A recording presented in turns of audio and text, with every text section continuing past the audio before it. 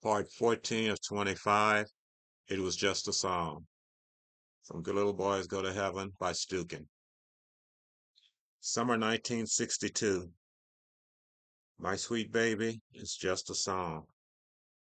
It wasn't until I visited a club in Houston that I heard the song sung whole. My sweet baby gonna do her right. My sweet baby gonna do her all night. Were two lines that gave the song its true feel. I remember the rest of the words, but I've never said any of them out loud, and I'm not going to say any of them now. The singer's name was Joe Brown, common name for an uncommon man. He's probably the darkest man I've ever seen. His darkness made his teeth almost seem to glow through his ever-present smile. He was a small man, 5'4", 120 pounds. He wore his hair with the process all the fellows in the city seemed to wear. He had fine facial features with clear, smooth skin. He was loud and always in the middle of whatever crowd he was a part of. I was trying to make something for myself as a guitar player. I was between bands and struggling to keep myself going. I've always been between bands, even more than ever with a band. I couldn't seem to find a situation that was right for me. I really felt the need to be in a band. I needed to belong, I guess. I was young, tall, thin, and light-skinned, and self-conscious about everything I saw myself as being.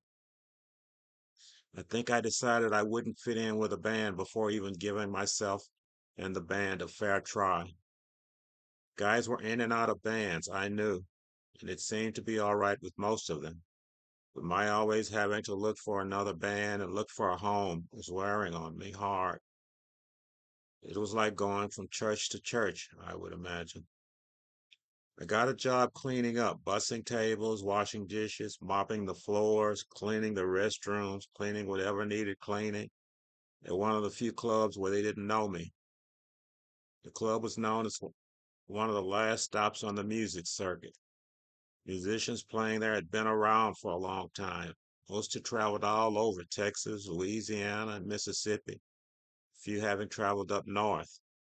Some had done well, some had not. Some had grown too old to travel, others just did not want to travel and be away from home. It was a club for musicians who were settled. I wasn't settled, and I was quite a bit younger than most of the guys who usually played there. I didn't know any of them, and none of them knew me. Guys would show up or not show up, and it was accepted that sometimes the band would start with only one or two people on stage. This wasn't the crowd for someone trying to find his way up. Sometimes it takes a step down to keep yourself moving up. I went there looking to play guitar and found out they had a job of another kind open. I walked into the club mid-afternoon, walked up to the bar. The man behind the bar asked, "Can you start here tonight? Be here about an hour before we open. We open about 6." Without giving his questions any thought, I just nodded my head and said, "Yes, I can start tonight. I should be here about 5." He nodded. Joe was the leader of the usual band, whatever band showed up to be led at this club. I had been working there for close to a year, cleaning up after other people. That kind of job you have to close your mind off to what you're doing, think about what the money you will get paid and what you're going to do with it. The room I had in a couple's house, the meal out I had every Saturday, and other everyday expenses I had to pay cleaning up after folks paid for all that. When Joe's band rehearsed, they rehearsed before I usually showed up for work. One of the other guys who cleaned up mentioned to me in passing that the band showed up to rehearse in the middle of the day and sometimes let other guys sit in with them. When we left at night, the club was usually clean. I showed up a bit early a few times and noticed someone had been drinking there. I asked the other guy about the glasses, and the guy said his bit about the band showing up before we did. I started showing up early to watch the band rehearse. Joe's band would take the stage and sit in a circle. Other guys who weren't a part of the band would sit back outside the circle and wait their turn. Joe would pick a couple of them and offer to let them sit in for a song or two. He sometimes offered to let one of the guys who sat in go on stage before an audience with him. That was fine. Show up around 7 or 8 and you can try your play before a crowd. Folks came and went, and he seemed to keep a list of who he could call if he needed someone on the spot. I started bringing my guitar. I'd, I'd sit quietly off to the side, watching and listening. After several of their rehearsals, Joe noticed me. What you got there, son? It's a guitar in the case. You playing here or are you looking for a band to play in? You've been sitting with that case for several days, haven't you? On the weekends, other bands would come in to play after Joe's band had done their bit. I was never in any of them. I'd never taken the stage here. I noticed the other guys who showed up hoping to take the stage with this band were mostly younger, like me. I wasn't sure of what to make of the contrast, an older band that was relaxed and comfortable in their manner, offering to let younger musicians sit in with them. The problem with the music they played probably wasn't what a younger crowd wanted to hear. I guess the other younger guys were like me, nowhere else to go. I've been playing around a bit, but I'm not playing guitar with anyone now. I'm just waiting for my time to come. Waiting for your time to come? I won't even ask you what you mean by that. Let's see what you got, son. I sat in for the first time of several while they were rehearsing. The last time I sat in, he figured he heard enough of my playing. He stopped the band and stared at me. He shook his head. What are you playing at, son? He asked. What you all play is a bit different from what I learned to play, but I'm trying to catch on. I've been playing around here in Houston for the past couple of years. I've been in and out of a few bands. What kind of music you been playing? What kind of band you been playing in? I don't know if I ever heard any playing like that, but if I have, not sure I want to hear any of it again. Your playing ain't bad, it just ain't any good either. Sit down and listen to my band play. It's a whole nother thing from what you're trying to play at. Half the time you're ignoring what we are playing. If you're trying to play with a band, you have to keep up with the changes. You play soft when you need to play soft. You have to really listen to what we are playing. I've played with other cats like you. You can't listen. You can't hear past what you're playing. You ain't the only one up here playing. I really liked what they were playing, but I couldn't feel it to play it. I learned to play sitting in front of a radio with a guitar in my lap. I had to be more of a band than playing with others would allow. Most of the time, I probably ignored what was playing on the radio and just let my music take me wherever it took me. I couldn't lay back and let others move the songs along. I overplayed when I should have been underplaying. I didn't want to play or be part of another plan that wasn't anything other than what I wanted to play. Joe never offered to let me sit in with his band in rehearsal again, and he never offered to let me sit with them before an audience. I listened to their rehearsals for 2 or 3 weeks and backed it up with me sitting in my room practicing what I thought I was learning. I could feel myself getting more and more tense every time I sat down to play, more and more lost. I stopped going to clubs to listen to music. I'd show up and not even hear the music, even though it was still played. I'd do my job and then leave a couple of hours after closing. For the first time in my life, I didn't hear music in my head. I could tap my foot along or move my head with the beat when I tried to listen to it, but when I picked up my guitar to play, nothing came to me. I'd sit looking at my hands, waiting for my right hand to work the fretboard, my left hand to start picking or strumming the strings. Both hands sat motionless, holding onto the guitar with a frozen desperation that a drowning man holds onto a free-floating log. Time passed with me just struggling to keep myself going when I ran into Joe in the men's room one night. I was mopping. He was doing his business. I ignored him and hoped he'd do the same to me. He didn't. Found your life calling, I see, is what he said. I looked at him, but I didn't say a word. I then looked away and resumed what I was doing. Where you been playing? He asked. I still didn't respond. What was I to say? What music I had in me was gone? I sure as hell wasn't going to say that. I thought about what to say in response to his question, but nothing came to mind. You're still playing, ain't you? I can't hear no music come out of that mop you're playing. You play some interesting stuff, you know. Just wasn't right for my band. Took me years to get to the sound I have with my band now. You know how long it took me to work up my way to playing in top flight joints? Joints a hell of a lot better than this. It took me years. All told, I've been playing and singing for 40 years. Twice as long as you've been alive. I've been down so many times I lost count. Still, I keep on coming back. If I had a dime for every time some bastard told me I wasn't no good, I'd be owning a place like this instead of trying to make a living playing in one. I meant what I said by you not being no good, but I never said you couldn't get no better. I looked at him. He gave me a smile and a nod of his head. I responded in the same fashion. He left, and I stood there thinking about what he had said and trying to figure out what exactly he meant. After work, I went back to my room, turned on my radio, and lay down. I laid there trying to really take in the music that was playing, trying to really feel it, but it was too far from what I grew up listening to, too far away from where my heart was, I guess. I really liked what I was hearing. I couldn't imitate it, though. I couldn't join in. I picked up my guitar and started to play along. I easily got into what I was playing. I realized, though, that what I was playing didn't fit in with what I heard on the radio. I turned the radio off.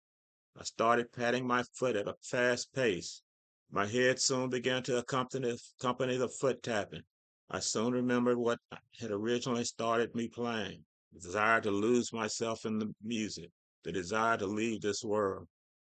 I showed up for Joe's band rehearsal the next day. Actually, the rehearsal was really more of an excuse for the men to get together and get half drunk before they had to play. They'd quickly go over some of what they were going to play, while a lot of what they played was chosen at the time of playing. Most had been around for so long that they knew all the songs. All the preparation they needed was for Joe to call out the name of the song. I never drank with them. My job cleaning up after the club closed provided motivation enough for me to stay sober. I sat at one of the tables that bordered the stage. Joe went over the chord changes to a couple of the songs that were new to the band he'd been playing with that night. When, when, the, when he put the band on break, he came over to me. I see you didn't bring your guitar. Good, he said with a smile. He reached out his hand to me and we shook. You ever thought about going out on your own, starting your own band? You still might be a bit young, but that's the direction you should be thinking. Get yourself a band together, make them adjust to what you play. It's going to be tough for you to find work as a side man, I think. You might have the talent to turn folks on to what you really want to play, though. Not really sure, but on your own is the way you should go. All the while he was talking, he was working his hands open and closed. His hands caught my attention as much as the words he was saying. He noticed me looking at his hands. Arthritis. I used to pick a pretty good mean guitar myself. Bad days now I can barely pick one up. It happens to old folks like me. You probably know folks with this thing. You just might not have known what it was called. I nodded my head to show that I understood what he was saying. I wasn't really comfortable to see him having trouble with his hands, and I didn't dare ask him anything about them. Mostly when he performed, he'd sit on a stool with his guitar sitting on his lap. He'd sing, and every now and then he'd play some guitar. You're a good singer, though. That gets you by nicely, I said. He smiled and nodded his head. I sing all right. Even my voice is starting to get a bit frayed, though. How old were you when you had your first band? I was 18 or 19. I'd been performing since I was 15 or so. I got thrown out of this band I was in, and I decided that was the last time I was gonna get thrown out of a band. I used to have some pretty good licks. Most of the bands in St. Louis wanted me to play with them. I tried to play with most of them too. I'd get an offer from one band and just up and quit the band I was with right there. No notice, I'd just not show up. I didn't have enough sense to know that wasn't the way it was done. You can't just quit on a band with no notice and leave them high and dry. Not if you want to stay in the same town and play the same clubs. I didn't have the sense to know that wasn't to know that then, though. I'd been through several of the bands in St. Louis, and word got out about me. Folks were saying I was unreliable. I couldn't be counted on. Bands there weren't like this one, where guys can show up and not show up, and it ain't no big deal. Them bands all thought they was headed somewhere. At least they were trying to get somewhere. These were serious musicians, I guess. I guess I wasn't serious enough. When a man is trying to feed a family, everything is serious. I didn't have no one but me. I'm more serious now, but I'm also more old. I showed up for a gig one night, and the band leader, a man named Sonny Jones, called me aside. He said that he'd heard about me jumping from band to band. He said that he was the one who decided for his band who came and went, and when they came and went. He said I was good, but not good enough for him to take the chance of my up and quitting on a whim. He told me I needed my own band. He said I needed to find out about unreliable sorts such as myself. He said the word was out about me and I probably couldn't find a job there in St. Louis. Hell, folks came and went as they pleased all the time. It must have been something about me that the folks had a problem with. It's not exactly the same as being run out of town, but something else I must have done got me banned from playing in the clubs, I figured. Could have been a lot of things I did. I did plenty. I could always charm a woman out of her clothes or people out of their money. I did plenty. Some people liked me, some people didn't. Like I said, he had the charm of a demon. I didn't much care for St. Louis anyway, so I didn't hesitate to take it as a sign it was time for me to move on.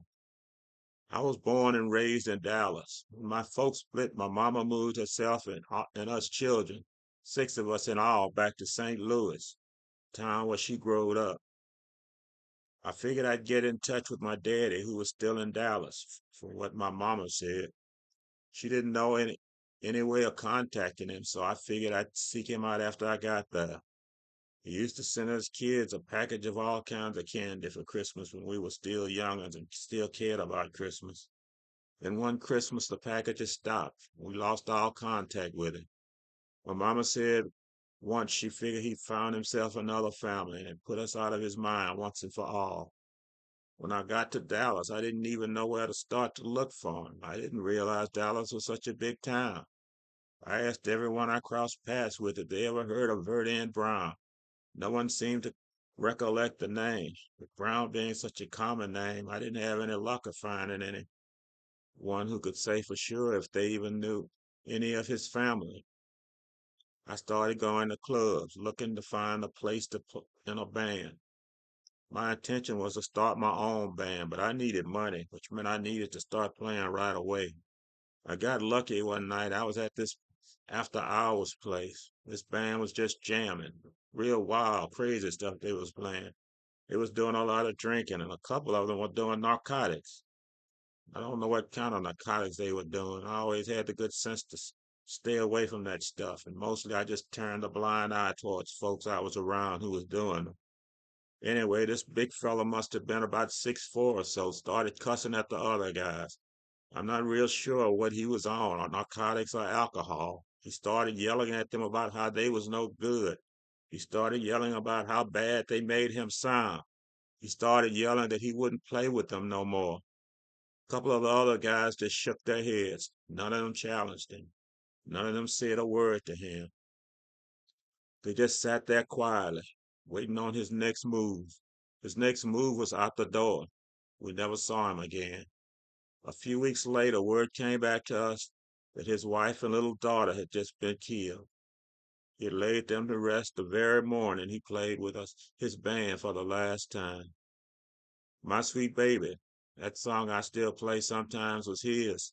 At least he was the first one I heard play it. He used to introduce the song this way: I'd like to play a song for my sweet wife. the woman who took mercy upon this hulk of a man you see before you. I used to drink all night and run around with the worst kind of women. But then I met her. She changed me and my life for the better. Then he started singing this song, parts of which bordered on the vulgar, he said with a laugh. I still think about that song, my mama singing of it, and where she might have heard it. She told me she had spent time in Dallas when she was a young girl, but she would have been much too young to have heard it in a club.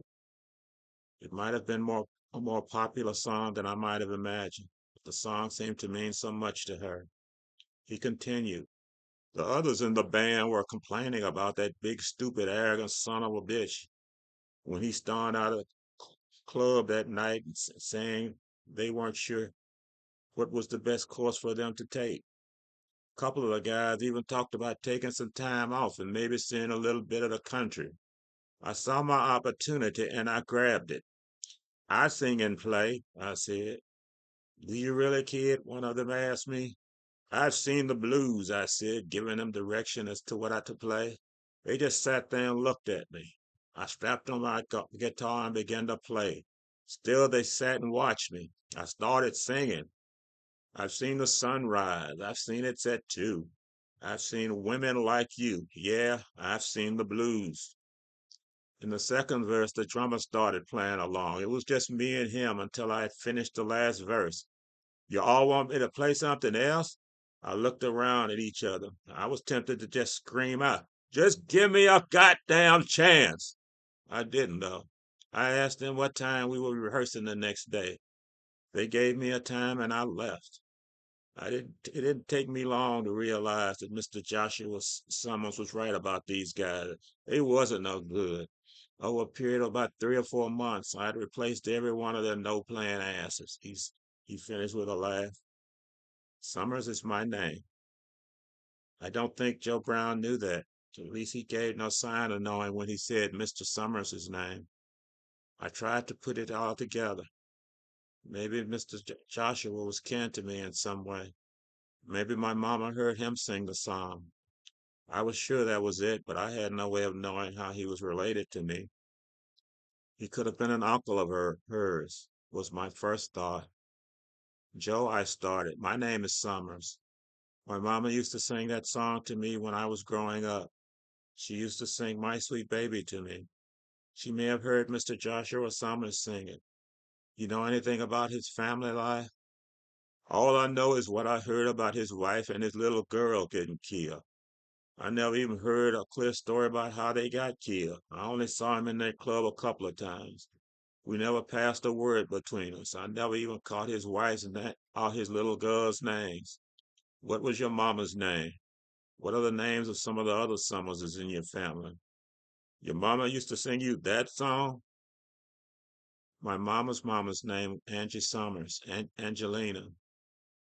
Her grandma was Christina Summers. I tried to remember the names from the headstones that marked the graves in the family burial lot. Those were the only two I know for sure. She sang the first two lines over and over. I don't think I ever heard either of those names before. Let me think. He started to scratch his head the way folks do when they're trying to help a thought escape from underneath their scalps. I'm trying to remember if any of the guys from his band are here in town. I used to run into them every now and then, and we'd always sit and laugh about that night. I think you'd be better off trying one of them in Dallas. I can give you their names if you want. Yeah, give me their names and I'll try to look them up.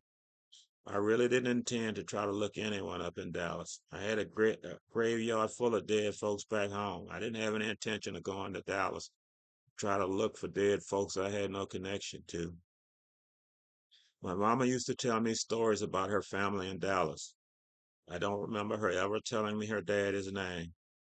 I don't really remember very much of what she told me about her time in Dallas.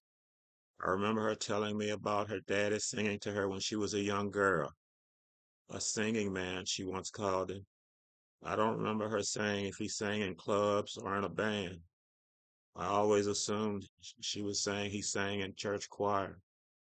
I do remember the story of how she and her mama ended up in East Texas. In my remembered version, she said, my daddy called me to him, and while sitting on the edge of a bed that he and my mama slept on, he looked at me with those big brown eyes of his and smiled a sad kind of smile. He told me he didn't know what we were going to do. He said he didn't know how to look after a little girl. The next morning, we left the apartment we were living in and headed for the bus station. We sat quietly and waited for the bus that would take us away from Dallas. When my father rose from his seat and gave a head nod in his direction, I followed the head nod. I took my mother's hand and we walked towards a bus I had just seen pull up. My mother went on first. I followed, and my daddy was last. I sat by the window and watched the land roll by. My mother sat next to me, but she didn't say a word to me the entire trip. She sat there with a blank look on her face, staring straight ahead. And every time we passed through, I looked over to my mama to see if we would be getting off. For 10 or 12 stops, the answer was no. Finally, when we reached East County, my mother rose. I followed my mother off the bus and we waited for the 2 bags we had brought to be offloaded. I went over to my father's side and took his hand in mine. I asked my father if we were there. He said, yes, baby girl, this is East County where I grew up. I have family there, and we're here to visit them. We left the bus stop heading out of town. My father held one suitcase in his hands, my hand in the other. My mama followed carrying the other suitcase. Not a word was passed between them the entire walk.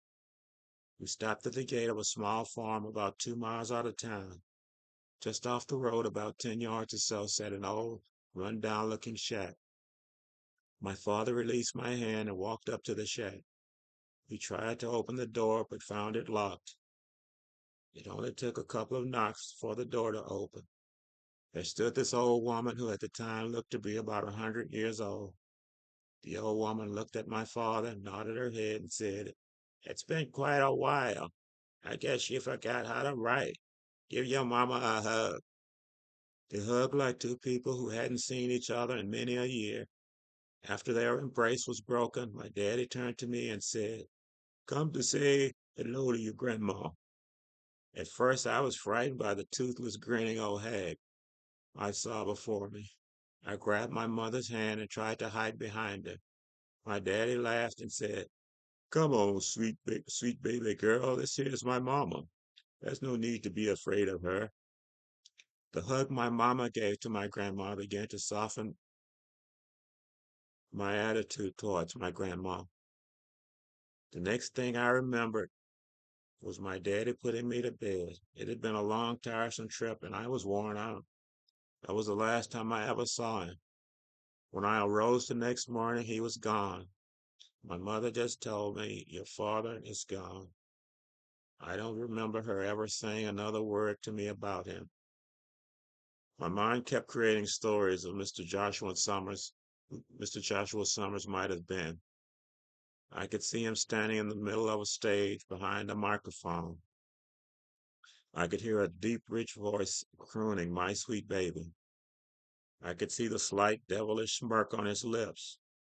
Joe said he was 6'4". I pictured as being almost a giant in size. I could see a man medium brown in color, the same darkness my grandma showed in pictures I saw of her. Most of his face was hidden in the shadow of the hat he wore, tilted over one eye. I started to imagine him being my grandfather. I started to see this large man walking hand in hand with a little girl who grew to be my mama. I know Joe Brown said his little girl and his wife had been killed, but he didn't seem sure about that. It could have just been what Mr. Summers told everyone. He could have been ashamed to admit that he had left his wife and child.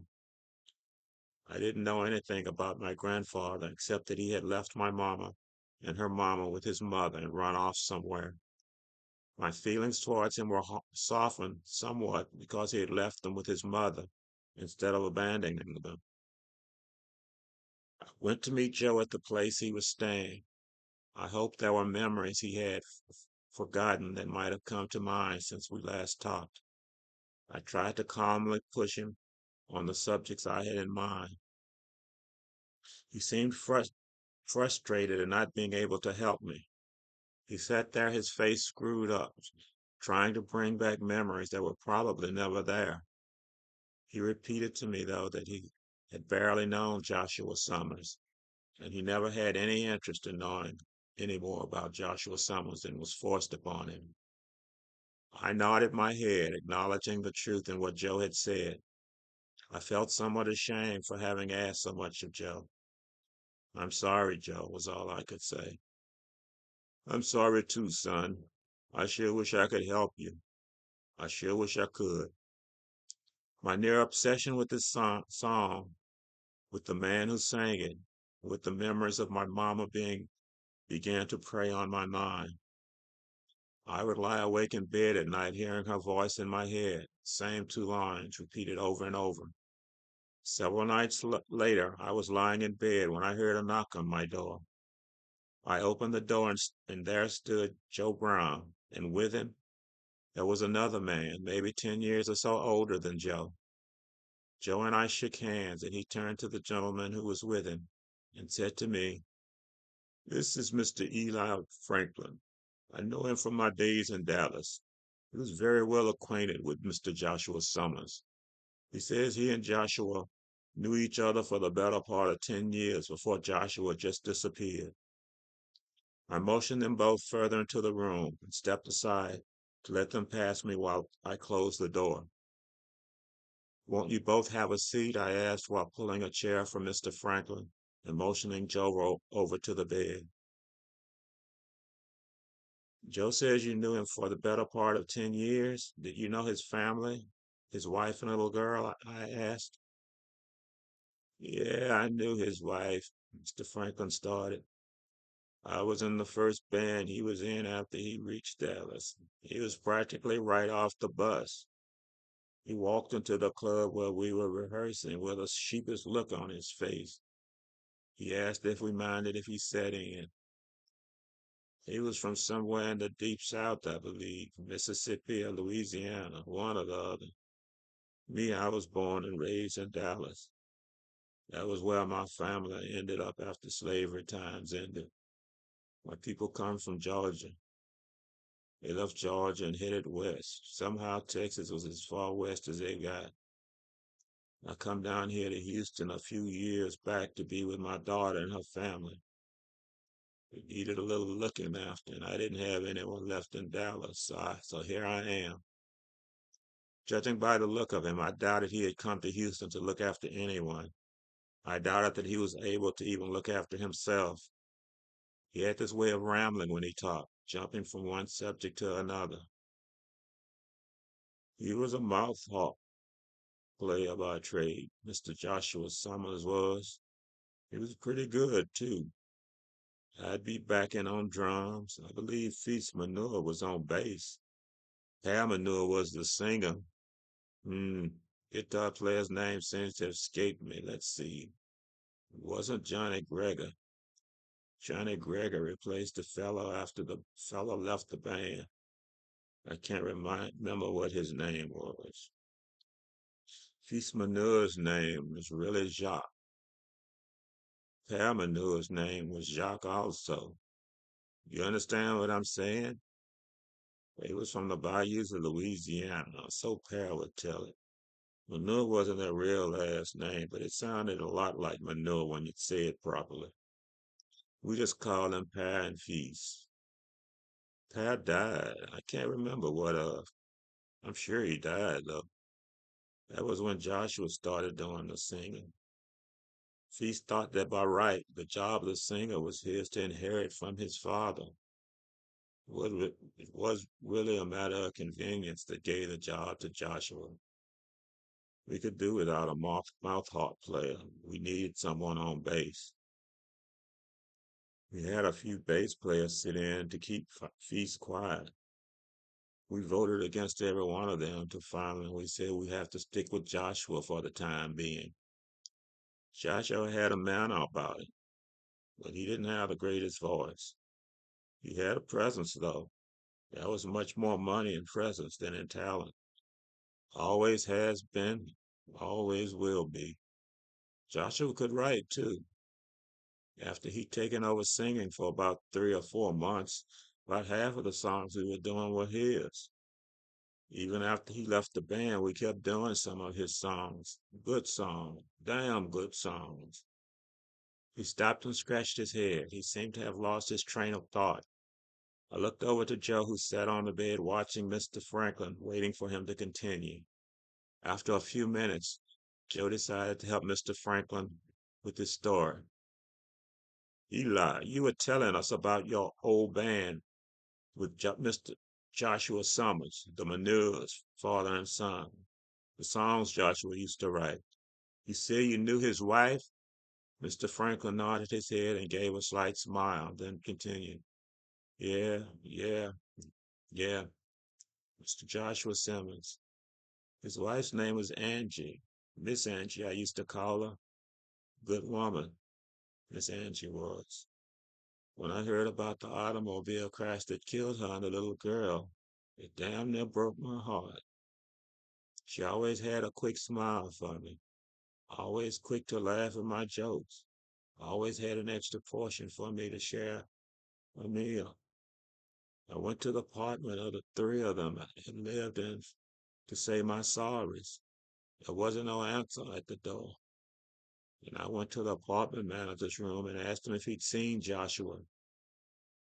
He said the last he'd seen of Joshua was when Joshua came to turn his key, said he wouldn't be back. I shook my head in grievance for my friend. I said to the manager what a terrible thing it was for a man to lose his family in such a tragic way. The manager had no idea what I was talking about. I told him the story of the death as I had heard it. He shook his head and said the story couldn't be true.